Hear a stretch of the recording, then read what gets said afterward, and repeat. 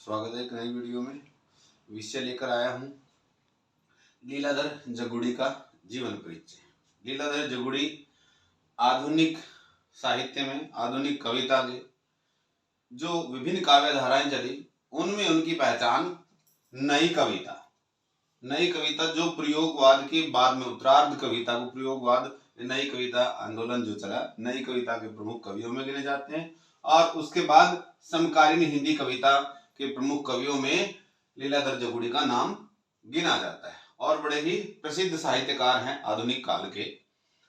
अब बात करते हैं लीलाधर जगुड़ी का जन्म कहाँ हुआ। लीलाधर जगुड़ी के जन्म को लेकर जो हिंदी की पाठ्य पुस्तक कुरुक्षेत्र विश्वविद्यालय द्वारा जो जारी की गई है उसमें 1944 दिया गया है, लेकिन और कुछ और पुस्तकों में, विभिन्न गाइडों में भी 1944 जो है उनका जन्म वर्ष बताया गया है। लेकिन उन्होंने स्वयं उत्तराखंड दूरदर्शन के एक चैनल पे स्वीकार किया कि 1960 में उनका पहला काव्य संग्रह प्रकाशित हुआ और उस समय वो 20 वर्ष के थे।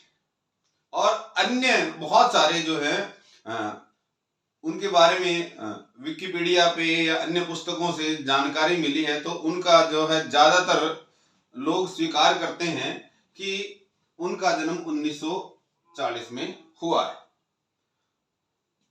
हम यहाँ पे जो लीलाधर जगुड़ी ने उत्तराखंड दूरदर्शन पर जो स्वीकार किया है उनको सत्य मानकर चल रहे हैं।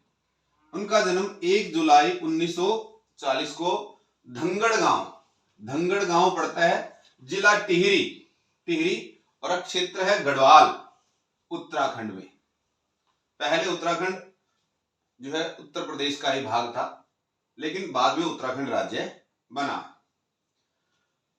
आइए बात करते हैं उनकी शिक्षा। 11 वर्ष की आयु में वो घर छोड़कर चले गए थे, जिसके कारण उनकी प्राथमिक शिक्षा ठीक से नहीं हो पाई। और लेकिन बाद में उन्होंने जो है अध्ययन किया और अध्ययन करने के बाद उच्च शिक्षा प्राप्त की और MA स्नातकोत्तर जो है हिंदी विषय में, हिंदी साहित्य में उन्होंने पास किया। आइए बात करते हैं उन्होंने जीवन यापन के लिए कौन कौन से कार्य किए। 1961 में भारतीय सेना में भर्ती हुए। वो गढ़वाल रेजिमेंट के एक प्रमुख सिपाही के रूप में जो है भर्ती हुए थे और देश की सेवा की। उसके बाद 1966 से 1980 तक लीलाधर जगुड़ी ने जो है अध्यापक का कार्य किया और बाद में अध्यापन कार्य के बाद उन्होंने लोक सेवा आयोग की सूचना जनसंपर्क अधिकारी के रूप में जो है लखनऊ में कार्य किया। और अलग राज्य बनने के बाद उत्तराखंड और उत्तर प्रदेश अलग अलग राज्य बने, तो फिर बाद में वो देहरादून जो है इस की ऑफिस में आ गए और वहां सूचना जनसंपर्क अधिकारी के रूप में कार्य किया। आइए बात करते हैं उन्होंने संपादन कौन कौन सी पुस्तकों का, कौन कौन सी पत्रिकाओं का किया है। हमारे आखर, गढ़वाली में अक्षर को, वर्ण को आखर बोलते हैं। हमारे आखर ये पत्रिका थी, प्रवेशिका इसको कहते थे। और उसके बाद कहानी के आखर इस पत्रिका का संपादन किया। और उत्तर प्रदेश सूचना एवं जनसंपर्क विभाग की एक पत्रिका जो आज भी प्रकाशित होती है उसका नाम है उत्तर प्रदेश पत्रिका का जो है इन्होंने संपादन कार्य किया। और आइए बात करते हैं इन्होंने जीवन में अपने जो कार्य किए, जो साहित्य रचना की, अपने रचना संसार पे जो है उनको किन किन जो है सम्मानों से या पुरस्कारों से नवाजा गया, बात करते हैं। सबसे पहले जो है रघुवीर सहाय जो हिंदी के साहित्यकार हैं उनके नाम से कोई सम्मान चला और उस रघुवीर सहाय सम्मान लीलाधर जगुड़ी को मिला है। उसके बाद साहित्य अकादमी पुरस्कार इनको मिला और 2004 में पद्म श्री पुरस्कार इनको मिला है। उसके बाद बात करते हैं कि इन्होंने लिखना कहां से शुरू। प्रारंभ में लीलाधर जगुड़ी जो है गढ़वाली बोली में लिखते थे, जो हिंदी की ही एक बोली है, हिंदी भाषा की एक बोली में गिनी जाती है गढ़वाली।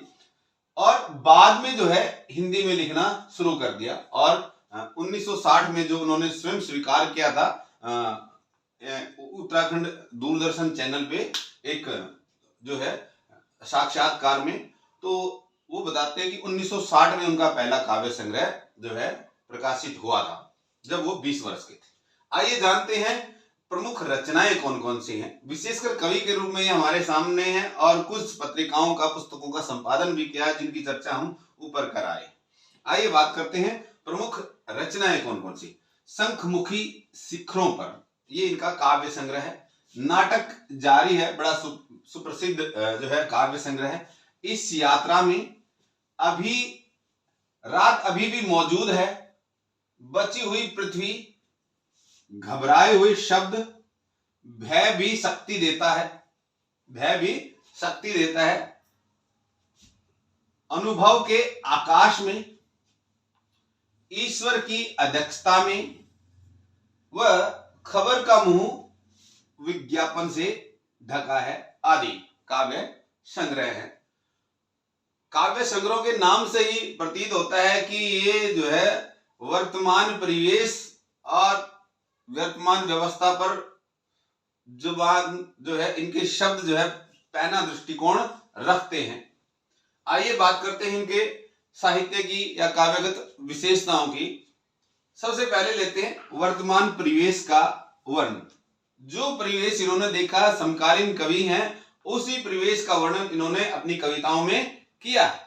वर्तमान परिवेश ऐसा हो गया कि सत्य को कोई भी बाहर नहीं आने देना चाहता और हर व्यक्ति इस परिवेश में, वर्तमान परिवेश में एक दूसरे से किसी न किसी रूप में जो है वो दबा हुआ है, उनकी जुबान दबी हुई नजर आती है। इनकी बहुत सुप्रसिद्ध कविता है स्वतंत्र जुबान। उसमें बताते हैं कि उसने तय किया, स्वतंत्र जुबान की जो कथानक है, उस कविता के कथानक के अनुसार कि दो व्यक्ति हैं, उनकी बातचीत जो है उसको जो है दिखाया गया है कि उसमें कहता है कि उसने तय किया ताकि कल उसकी जुबान कहीं पकड़ी न जाए। सामने वाले व्यक्ति ने तय किया कि उसकी जुबान पकड़ी न जाए, जो कई मामलों में पहले ही दबी हुई थी। कारण है कि हर व्यक्ति कोई किसी नाते, कोई किसी नाते, कोई किसी कार्य के कारण, कोई किसी अवसर के कारण किसी न किसी से जो है वो दबता रहता है, उसकी जुबान स्वतंत्र नहीं है और सत्य जो है उजागर नहीं हो पाता और झूठ पे ही लिपापोती जो है वर्तमान परिवेश में चलती रहती है। उस वर्तमान परिवेश पर जो है व्यंग करते हुए दिखाई पड़ते हैं और कहते हैं कि हर व्यक्ति की, इसके बाद कई मामलों में उसकी जुबान दबी हुई थी, उसके बाद आता है कि प्रत्येक व्यक्ति की एक स्वतंत्र जुबान होनी चाहिए। उसके बाद अगली जो विशेषता है आधुनिक जीवन का यथार्थ। कि आधुनिक जीवन का यथार्थ यही है कि लोग बेरोजगारी जो है, बेरोजगारी से, गरीबी से जो है दुखी हैं और सरकार भले ही काम कर रही है लेकिन लोगों को गुजारे लायक जो है, जो मूलभूत जो सुविधाएं होती है, रोटी कपड़ा और मकान, वो भी नहीं दे पा रही। एक कविता है इनकी ईश्वर और आदमी की बातचीत। उस कविता में बताते हैं कि वो काल्पनिक जो है कथानक लिया, उसमें एक भगवान और मूर्ति बेचने वाला विभिन्न मेलों में, विभिन्न जगहों पर जमीन पर चटाई लगा के या दरी बिछाकर जो मूर्तियां बेचते हैं छोटे छोटे खिलौनों के रूप में, तो उसमें जो है काल्पनिक दिखाकर और वास्तविकता को, उस आधुनिक यथार्थ को दिखाया है कि मूर्ति बेचने वाला उसके अंदर अपने परिवार का संचालन कैसे करेगा, उस आजीविका को साधन मानकर उसको जो है देख रहा है कि ये मूर्तियां बिकेंगी तभी मेरा परिवार चलेगा। लेकिन भगवान उससे संवाद करता है कि ये तो मेरी मूर्तियां, और भगवान जो है, भगवान जी उनसे पूछ रहे हैं मूर्ति बेचने वाले से, तुमने क्या व्रत रखा है कि मूर्तियों के सामने बैठे हो। उनको लग रहा है कि इस कथानक में दिखाया गया है, ये बताया गया है कि भगवान पूछ रहे हैं मूर्ति बेचने वाले से कि ये मूर्तियां मेरी हैं, तुम्हें क्या चाहिए। और लोग भी जब मुझे पूछते हैं तो तुम्हें क्या आशीर्वाद दूं, तुम्हें क्या वरदान चाहिए। तो उसके ऊपर व्यंग किया गया उस कविता में को वो मूर्ति बेचने वाला कहता है कि जो 5वीं योजना में ही नहीं, पंचवर्षीय योजना जो 5/5/1952 में शुरू हुई थी और 5वीं पंचवर्षीय योजना 1972 में है, कि जिसके बड़े जोर शोर से उन दिनों नारे लगे थे, गरीबी हटाओ उन्मूलन पर जो है बड़ी जो है राजनेताओं में बातचीत हो रही थी। लेकिन उस चीज को जो है गरीबी हटाओ के लिए जो मूवमेंट जो चल रहा था, उन चीजों को 5 वर्षीय योजना में जो है शामिल नहीं किया गया। 1972 में पंचवर्षीय योजना जब चलाई गई, और तो कहते हैं कि जो पंचवर्षीय योजना में ही नहीं है, तुम मेरी गरीबी दूर कैसे कर सकते हो। तो वह कैसे दे सकते हो, कि भगवान भी कैसे दे सकता है तो पंचवर्षीय योजना में नहीं। आगे कहता है जबकि मेरा कोई व्रत नहीं है, मैंने व्रत नहीं रखा, फिर भी मैं भूखा हूं। कारण है कि वर्तमान में यथार्थ ये है कि लोग एक एक दाने के लिए तरस रहे हैं। तो मूर्ति बेचने वाला उस समाज के, उस आम लोगों की जो जीवन शैली है, जीवन में जो कष्ट हैं, जो वो वास्तविकताओं को झेल रहे हैं, उस चीज को जो है प्रस्तुत करता है, उन सब गरीब लोगों का प्रतिनिधित्व करता है। और भगवान जी जो है, जो काल्पनिक आधार दिया गया उसके ऊपर जो है व्यंग किया गया कि व्यवस्था कितनी बिगड़ चुकी है, लोग जो है दाने दाने के लिए मोहताज हो रहे हैं।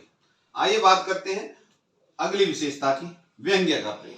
इन्होंने अपनी कविताओं में व्यंग्य का प्रयोग किया है और बहुत बड़ी जो कविता इनकी है स्वतंत्र जुबान, उसमें कहते हैं कि ऐसा व्यवस्था पर व्यंग किया है कि हर व्यक्ति इस समाज में या हर राजनीति में छोटे से छोटा और बड़े से बड़ा कार्यकर्ता जो है वो सत्य से परे जाता रहा है और वास्तविकताओं से दूर जाकर वो जो है लीपापोती पे लगा हुआ है, खुशामद करने में लगा हुआ है, चमचागिरी में लगा हुआ है।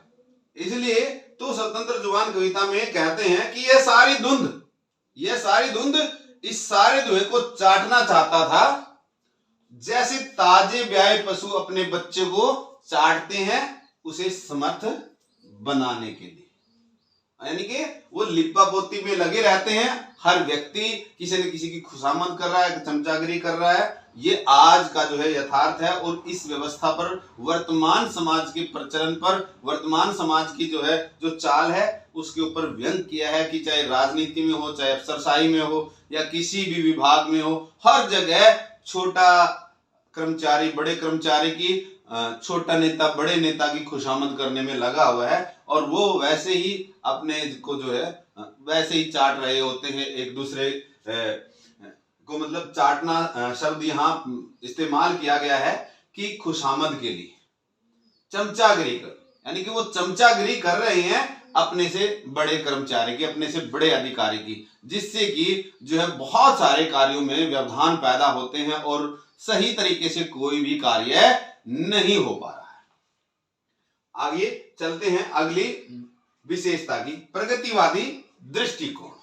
प्रगतिवादी दृष्टिकोण जो है इन्होंने जीवन में अपनाया और ये अपने जीवन में और अपनी कविताओं के माध्यम से कहते हैं कि मनुष्य को जो है हमेशा आगे बढ़ना चाहिए, क्योंकि जो ठहराव है, भले ही एक कहावत है कि एक जगह पड़ा पत्थर भारी होता है, लेकिन ये चाहते हैं कि जीवन में हमेशा आगे बढ़ना चाहिए और जीवन को सकारात्मक दृष्टिकोण से जीना चाहिए। इनकी कविताएं बहुत सारे पत्थर पड़े हैं, मैंने उसके माध्यम से बताया कि जो ठहराव है वो जो है गंदगी को जन्म देता है, और जबकि चलना परंपरा का काम है कि आप जीवन में अगर सकारात्मक रूप से आगे बढ़ते हैं तो आप परंपरा का निर्वहन कर रहे हैं, आप जो एक प्रगतिवादी दृष्टिकोण अपना रहे हैं। अगर आप एक जगह ठहर गए तो आप में बहुत सारे विकार आ सकते हैं। इस प्रकार की जो है साहित्य इन्होंने अपनी रचनाओं में प्रस्तुत किया है। उसके बाद सामाजिक विषमताओं का वर्णन। सामाजिक विषमताओं में चाहे स्त्रियों की स्थिति हो, गरीब की स्थिति हो या बेरोजगारों की हो या पूरे देश का जो परिदृश्य है, वहां जो है उन विषमताओं से जकड़ा हुआ पड़ा है समाज। और परिवार की खाड़ी में जो है, भले ही मनुष्य सामाजिक प्राणी है, लेकिन समाज में रहते वो इतना जकड़ दिया गया आपसी रिश्ते नातों ने जो है उसको, वो स्वतंत्र जो है निर्णय नहीं ले पाता। और वो कहते हैं कि परिवार की खाड़ी में लंगर डालकर मेरा जहाज खड़ा है। जो लंगर डालते हुए कील के सहारे जो है बेल और या रस्सों से जो जहाज बांधे जाते हैं, उसी प्रकार मनुष्य परिवार या समाज से रूपी उस कील से ऐसा बंधा हुआ है कि वो किसी प्रकार का निर्णय नहीं ले पाता। और समाज में इतनी विसंगतियां जागी, बहुत सारी जो है प्रतिभाओं को जो है अपनी प्रतिभा को स्वाहा करना पड़ता है। बहुत सारे लोग जो है जीवन में आगे नहीं बढ़ पाते, क्योंकि उनको अपनों के लिए, परिवार के लिए, उनके अनुसार उनका जीवन जीना होता है। आइए बात करते हैं प्रकृति चित्रण की। प्रकृति से कोई भी कवि अछूता नहीं रहा और लीलाधर जगुड़ी जो है समकालीन कविता के प्रमुख कवि तो हैं ही, साथ में उनका जो गृह क्षेत्र है गढ़वाल और राज्य है उत्तराखंड, जो प्रकृति से जो है हरा भरा है, भगवान की देन है इस राज्य पर। तो इन्होंने जो है अपनी कविताओं में आलम्बन और उद्दीपन दोनों रूपों का चित्रण इनकी कविताओं में किया है। लगभग प्रत्येक कविता में उत्तराखंड की छटा देखने को मिल जाती है। उसके बाद बात करते हैं कि भाषा शैली की। भाषा शैली जो है, इन्होंने जो है उस दूरदर्शन उत्तराखंड के एक साक्षात्कार में भी स्वीकार किया था कि जो इंटरव्यू लेने वाले थे, साक्षात करने वाले, उनका एक सवाल था कि आप गढ़वाली में ही क्यों नहीं लिखते। तो उन्होंने कहा कि भाई मैं गढ़वाली में लिखता था पहले, लेकिन अभी भी गढ़वाली के बहुत सारे शब्दों का मैं इस्तेमाल करता हूं। और इन्होंने अपनी स्थानीय शब्दावली को बिल्कुल भी नहीं छोड़ा है। अपनी कविताओं में जो गढ़वाली के बहुत सारे शब्द ये इस्तेमाल करते हैं। उसके बाद हिंदी के शब्द इन्होंने खुलकर इस्तेमाल किया है। हिंदी इनकी मूल रूप से भाषा है इनके साहित्य की। इसके बाद उर्दू, फारसी के शब्दों का इन्होंने खुलकर प्रयोग किया है।